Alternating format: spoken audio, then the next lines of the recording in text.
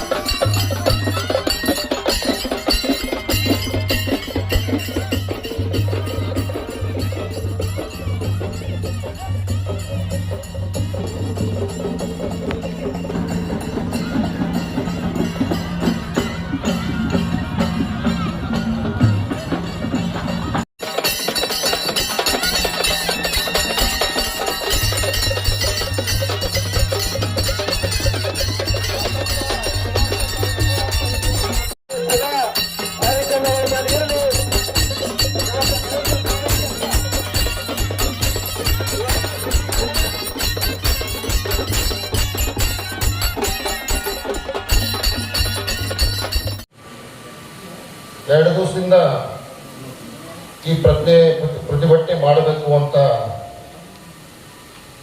ಪ್ರತಿ ಫಾಲ್ಗುಣಿಯವರು ಪ್ರತಿ ಗ್ರಾಮಕ್ಕೂ ಸಂಪರ್ಕ ಮಾಡಿ ನಮಗೆಲ್ಲ ಈ ಒಂದು ಪ್ರತಿಭಟನೆಯಲ್ಲಿ ಭಾಗಿಯಾಗಬೇಕು ತಾವೆಲ್ಲ ಅಂತ ತಿಳ್ಕೊಂಡಾಗಿ ಇವತ್ತು ನಾವೆಲ್ಲ ಸೇರಿದ್ದೀವಿ. ಪ್ರಥಮವಾಗಿ ಈ ಪ್ರತಿಭಟನೆಯನ್ನ ಯಶಸ್ವಿಗೊಳಿಸಿದ್ದಕ್ಕಾಗಿ ತಮಗೆಲ್ಲರಿಗೂ ಕೂಡ ನಾನು ಹೃತ್ಪೂರ್ವಕವಾಗಿ ಅಭಿನಂದನೆಗಳು ಸಲ್ಲಿಸ್ತೇನೆ. ಯಾರು ಎಷ್ಟು ನಡೆದ್ರು ಗೊತ್ತಿಲ್ಲ, ಎಲೆಗೆ ಬಂದು ಎಲೆಗೆ ಹಾಕಿರೋ ಗೊತ್ತಿಲ್ಲ. ನನಗೆ 3 ಕ್ಯಾಮ್ರಾ ಇಟ್ಟಿದ್ದೀವಿ ನಾವು. ಸತ್ಯಕ್ಕಾಗಿ ಒಂದಿಟ್ಟಿದ್ದೀವೋ, ಇಲ್ಲಿ ಮಡ್ಯಾಗ ಒಂದಿಟ್ಟಿದ್ದೀವೋ, ಎತ್ತರನಿಂದ ಒಂದಿಟ್ಟಿದ್ದೀವಿ. ಯಾರ್ಯಾರು ಎಲೆಗೆ ಹಾಕಿದ್ರು ಎಲೆಗೆ ಹೇಳಿದ್ರು ಹೆಂಗೆ ಮಾಡೋಲ್ಲ ಗೊತ್ತಾಗ್ತದೆ. ಸುಮಾರು ಈ ರಾಜ್ಯದಿಂದ ನಾವು ತೆರಿಗೆ ರೂಪದಲ್ಲಿ ಕೇಂದ್ರ ಸರ್ಕಾರಕ್ಕೆ 4.5 ಲಕ್ಷ ಕೋಟಿ ನಾವೆಲ್ಲರೂ ಕೊಡ್ತೀವಿ. ನಮ್ಮ ರಾಜ್ಯದ ಬಜೆಟ್ ಎಷ್ಟಪ್ಪ ಅಂತಂದ್ರೆ ಕಳೆದ ಒಂದು ಸಾಲಿನಾಗ ಸಿದ್ದರಾಮಯ್ಯ ಸಾಹೇಬ್ರ ಮಂಡಿಸಿದ ಬಜೆಟ್ ಎಷ್ಟಪ್ಪ ಅಂತಂದ್ರೆ 3,71,000 ಕೋಟಿ ರೂಪಾಯಿ ಬಜೆಟ್ ಮಂಡನೆ ಮಾಡಿದ್ರು. ಆದ್ರೆ ನಮ್ಮ ರಾಜ್ಯ ಸರ್ಕಾರ ಬಜೆಟ್ಗಿಂತ ನಾವು ಕೇಂದ್ರ ಸರ್ಕಾರಕ್ಕೆ ನಾವು 4.5 ಲಕ್ಷ ಕೋಟಿ ರೂಪಾಯಿ ಕೊಡ್ತೀವಿ ತೆರಿಗೆ ರೂಪದಲ್ಲಿ. ಇವತ್ತು ತಾವು ಒಂದು ಅರ್ಥ ಮಾಡ್ಕೋರಿ, ಅಷ್ಟೇ ಒಕ್ಕೂಟದ ವ್ಯವಸ್ಥೆ ಇದೆ. ಈ ವ್ಯವಸ್ಥೆದಾಗ ನಾವು ಇಲ್ಲಿಯವರು ಬದುಕಬೇಕು, ಉತ್ತರ ಪ್ರದೇಶದಾಗ ಗಿರೋರನ್ನು ಬದುಕಬೇಕು, ಬಿಹಾರದಾಗ ಗಿರೋರನ್ನು ಬದುಕಬೇಕು, ಬೇರೆ ಬೇರೆ ರಾಜ್ಯದವರೆಲ್ಲರೂ ಬದುಕಬೇಕು. ಯಾಕಂದ್ರೆ ಒಂದೊಂದು ರಾಜ್ಯದ ಆದಾಯ ಜಾಸ್ತಿ ಅದಾವ, ಒಂದೊಂದು ರಾಜ್ಯದ ಆದಾಯ ಕಡಿಮೆ ಅದಾವ. ಇವತ್ತು ನಾವು ಕೇಳ್ತಿಷ್ಟ ಏನಪ್ಪಾ ಅಂತಂದ್ರೆ ಇವತ್ತು ನಾವೊಂದು 100 ರೂಪಾಯಿ ನಿಮಗೆ ಕೇಂದ್ರ ಸರ್ಕಾರ ಕೊಟ್ರೆ ನೀವು ನಮಗೆ ತಿರುಗಿ ನೀವು ಎಷ್ಟು ಕೊಡ್ತೀರಿ ಅಂತಂದ್ರೆ 13%. 13 ರೂಪಾಯಿ ನೀವು ಮಾತ್ರ ನಮಗೆ ಕೊಡ್ತೀರಿ. ಆದ್ರೆ ನೀವು ನಿಮ್ಮ ಬಿಜೆಪಿ ನೇತೃತ್ವದ ಸರ್ಕಾರ ಆ ರಾಜ್ಯ ಸರ್ಕಾರಗಳಿಗೆ ನೀವು ಎಷ್ಟು ಕೊಡ್ತೀರಿ? ಅವ್ರು 1 ರೂಪಾಯಿ ಕೊಟ್ರೆ ನೀವು 1.5 ರೂಪಾಯಿ ಕೊಡ್ತೀರಿ. ಯಾಕೆ ಈ ತಾರತಮ್ಯ ಮಾಡ್ತೀರಿ? ಇವತ್ತು ನಾವು ನಿಮಗೆ 1 ರೂಪಾಯಿ ಕೊಡ್ತೀವಿ, ತಿರುಗಿ ನಮಗೆ ನೀವು ಎಷ್ಟು ಕೊಡ್ತೀರಪ್ಪ ಅಂದ್ರೆ 13 ಪೈಸೆ ಕೊಡ್ತೀರಿ. ಈ ಒಂದು ಪ್ರತಿಭಟನೆಯ ಕಾರ್ಯಕ್ರಮದಲ್ಲಿ ಆಸೀನರಾಗಿರ್ತಕ್ಕಂಥ ಜಿಲ್ಲಾಧ್ಯಕ್ಷರು, ಕಾಡಾ ಅಧ್ಯಕ್ಷರು, ಆತ್ಮೀಯರಾಗಿರ್ತಕ್ಕಂಥ ಲಕ್ಷ್ಮಣರಾವ್ ಚಿಂಗ್ಳೆ ಸಾಹೇಬ್ರೆ,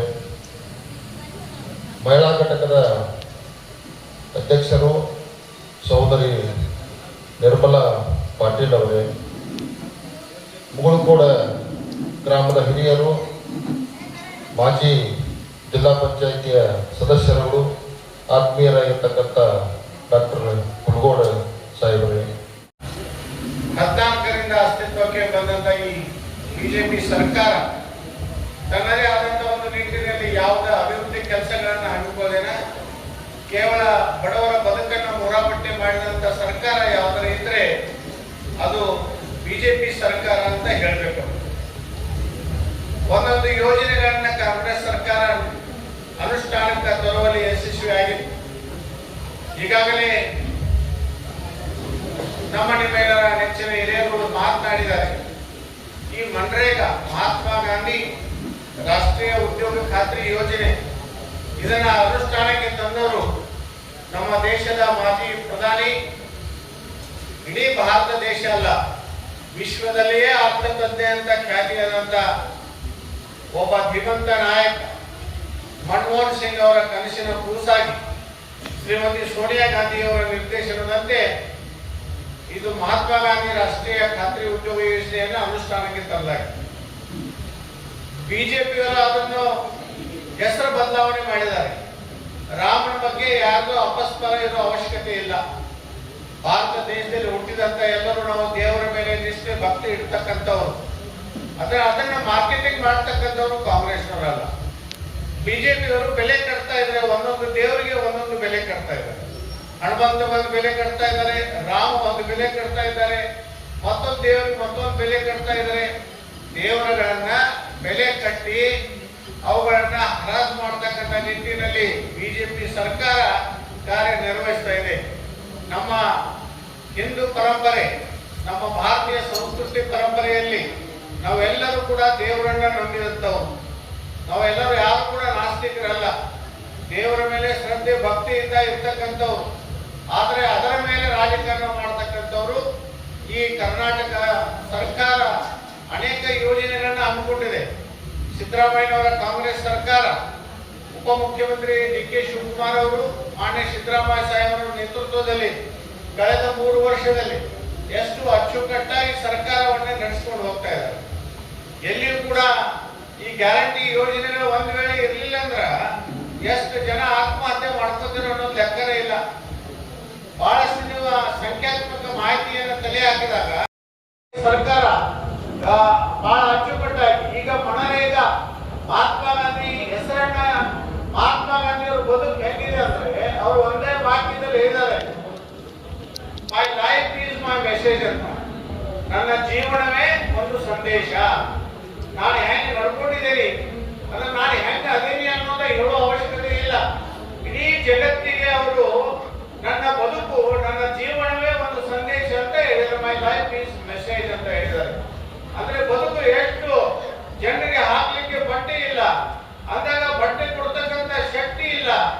ಶಕ್ತಿ ಕೊಡ್ಲಿಕ್ಕಂತ ಇಲ್ಲ ಅಂದ್ರೆ ಏನ್ ಮಾಡಿ ತನ್ನ ಮೈ ಮೇಲೆ ಇದ್ದಂತ ಬಟ್ಟೆಯನ್ನ ಬಿಚ್ಚಿಟ್ಟು ಒಂದು ಪಂಚೆಯ ಮೇಲೆ ಇಡೀ ಆಯುಷ್ಯನ ತೆಗೆದ ಒಬ್ಬ ಬ್ಯಾರಿಸ್ಟರ್ ಆದ ವ್ಯಕ್ತಿ ದೇಶದ ಜನತೆಗೋಸ್ಕರ, ದೇಶಕ್ಕೋಸ್ಕರ, ದೇಶದ ಸ್ವಾತಂತ್ರ್ಯಕ್ಕಾಗಿ ಒಂದು ಪಂಚೆಯನ್ನ ಉಟ್ಕೊಂಡು ಇಡೀ ರಾಜ್ಯ ದೇಶವನ್ನ ಸುತ್ತಾಡಿ ದೇಶಕ್ಕೆ ಶಾಂತಿಯುತವಾದ ಆಯುಷ್ಯದಿಂದ ಸ್ವಾತಂತ್ರ್ಯವನ್ನ ತಂದುಕೊಟ್ಟಂತ ಮಹಾನ್ ವ್ಯಕ್ತಿ ಅವರು ಒಂದು ಮಾತು ಹೇಳ್ತಾರೆ, ದೇವರನ್ನ ನಾವು ಯಾರು ನೋಡಿಲ್ಲ, ಆದ್ರೆ ದೇವರಂತ ಮನುಷ್ಯರನ್ನ ನಾವು ನೋಡಿದ್ದೀವಿ. ದೇವರನ್ನ ನಾವು ಯಾರು ನೋಡಿಲ್ಲ, ಆದ್ರೆ ದೇವರಲ್ಲಿ ಕಲವೆಗಳು ಆದಂತ ಘಟನೆಗಳು ಸುಮಾರು 5,000ಕ್ಕಿಂತ ಹೆಚ್ಚಿನ ಸಂಖ್ಯೆಯನ್ನ ಕಾಂಗ್ರೆಸ್ ಸರ್ಕಾರ ಅಧಿಕಾರಕ್ಕೆ ಬಂದ ನಂತರ ಅದನ್ನ 1,000ಕ್ಕೆ ತಂದಿಟ್ಟಿದೆ. ಅಂದ್ರೆ ಒಳ್ಳೆ ಸುಶಾಸನವನ್ನ ಕೊಡ್ತಕ್ಕಂಥ ಸರ್ಕಾರ ಕಾಂಗ್ರೆಸ್ ಸರ್ಕಾರ ಇದೆ. ಮತ್ತು ಇಡೀ ಕರ್ನಾಟಕ ರಾಜ್ಯ, ಇಡೀ ಭಾರತ ದೇಶದಲ್ಲಿ ಒಂದು ಮಾದರಿ ರಾಜ್ಯ ಇದೆ. ಎಲ್ಲೆಲ್ಲಿ ಬಿಜೆಪಿ ಸರ್ಕಾರ ತನ್ನ ಅಸ್ತಿತ್ವದಲ್ಲಿದೆ ಅಲ್ಲಿ ಎಲ್ಲಿಯೂ ಕೂಡ ಗ್ಯಾರಂಟಿಗಳನ್ನ ಯಶಸ್ವಿ ಮಾಡ್ತಕ್ಕಂಥದ್ದಾಗಿಲ್ಲ.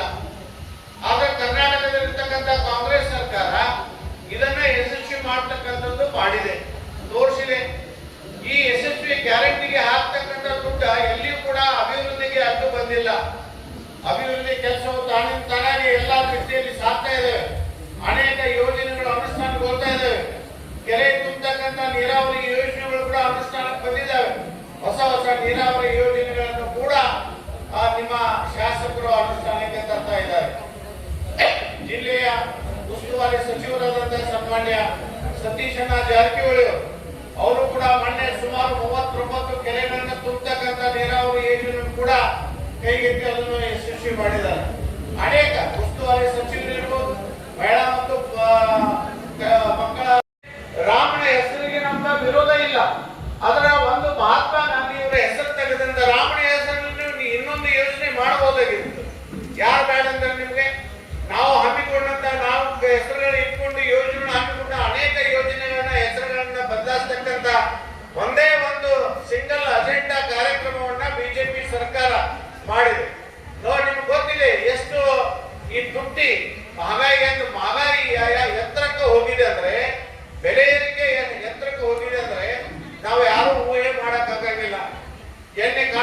ಜೀವನೋಪಯೋಗ ಸಾಹಿತ್ಯ ಶ್ರೀಯುತ ಮಾನ್ಯ ಜಿಲ್ಲಾಧಿಕಾರಿಗಳ ಕಚೇರಿಗೆ ಹೋಗಿರುವುದರಿಂದ ಅವರ ಪರವಾಗಿ ನಾನು ಉಪದೇಶಿಲ್ಲ.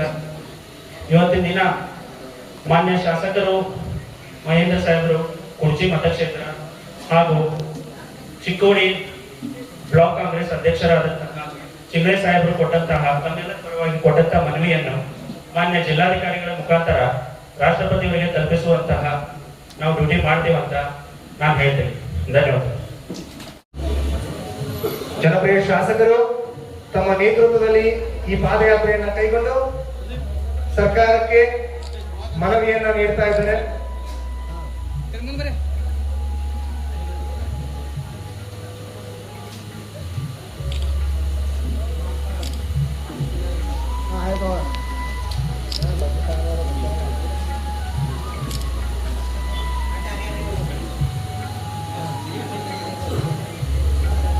ಹಿಡಕಲದಿಂದ ಮುಗುಳ್ಕೋಟದವರೆಗೆ ಸುಮಾರು 8 ಕಿಲೋಮೀಟರ್ ಪಾದಯಾತ್ರೆಯನ್ನು ಕೈಗೊಂಡ ಈ ಕಾನೂನು ಏನು ಬಿಬಿಸಿ ರಾಮ್ಜಿ ಅಂತಕ್ಕಂತಹ ಕಾನೂನನ್ನ ಜಾರಿಗೆ ತಂದಾರ ಅದನ್ನ ರದ್ದುಪಡಿಸುವವರೆಗೆ ಈ ನಮ್ಮ ಹೋರಾಟ ಅವಿರತವಾಗಿ ನಡೀತದ ಅಂತಕ್ಕಂಥ ಮಾತನ್ನ ಈ ಸಂದರ್ಭದಲ್ಲಿ ನಾನು ಹೇಳಲಿಕ್ಕೆ ಪ್ರಯತ್ನ ಮಾಡ್ತಾ ಇದ್ದೀನಿ.